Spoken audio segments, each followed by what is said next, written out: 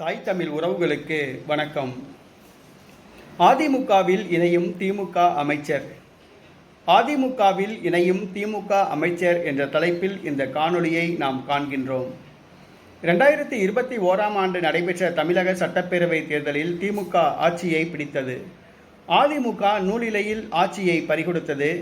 திமுக வெற்றி பெற்ற தொகுதிகளில் 50க்கும் மேற்பட்ட தொகுதிகள் 3000 வாக்குகளுக்கு கீழ் குறைவான வாக்குகள் வித்தியாசத்தில் வெற்றி பெற்றது.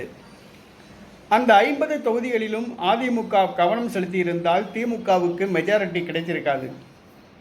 அதிமுக நூலிலையில் ஆட்சியை தவறவிட்டது என்றுதான் சொல்ல வேண்டும்.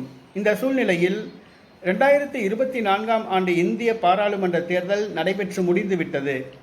வாக்கு எண்ணிக்கை இன்னும் 6 நாட்கள் தான் நடைபெற உள்ளது.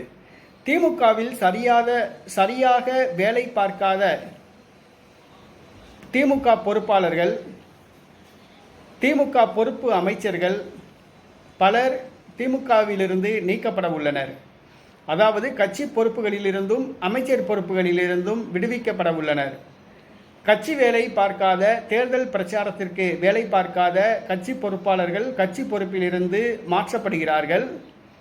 அதேபோன்று தேர்தல் வேலை செய்யாத அமைச்சர்களும் மாற்றப்படுகிறார்கள். இந்த சூழ்நிலையில் திமுக அமைச்சர்கள் 8 பேர் வரை மாற்றப்படலாம் என்று கூறப்படுகிறது.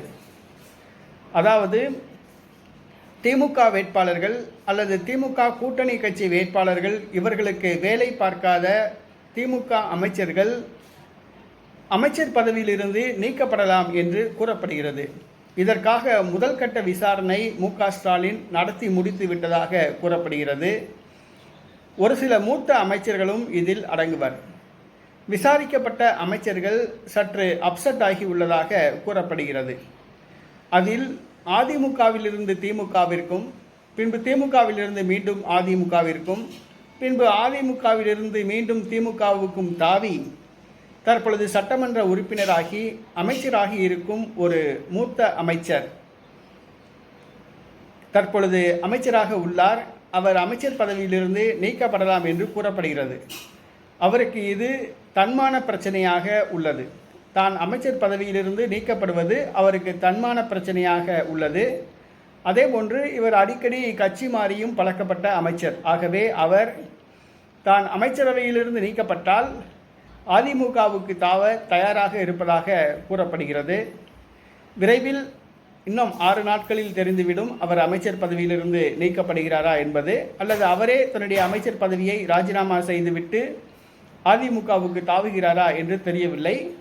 அந்த மூத்த அமைச்சர் அதிமுகவுக்கு தாவ தயாராகிவிட்டதாக திமுக வட்டாரங்கள் தெரிவிக்கின்றன, அமைச்சருடைய வட்டாரங்களும் தெரிவிக்கின்றன. ஏனென்று சொன்னால் தான் அமைச்சர் பதவியிலிருந்து நீக்கப்பட்டால் மீண்டும் அமைச்சராவதற்கு வாய்ப்பில்லை, திமுகவில் எதிர்காலமும் இல்லை என்று கருதி அவர் தற்பொழுது அதிமுகவுக்கு தயாராகிவிட்டதாக கூறப்படுகிறது.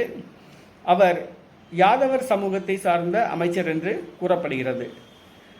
ஜூன் 4ஆம் தேதி வாக்கு எண்ணிக்கை நடைபெற உள்ளது. வாக்கு எண்ணிக்கை முடியட்டும். அமைச்சர் அதிமுகவுக்கு தாவுகிறாரா என்பதை நாம் பொறுத்திருந்து பார்ப்போம்.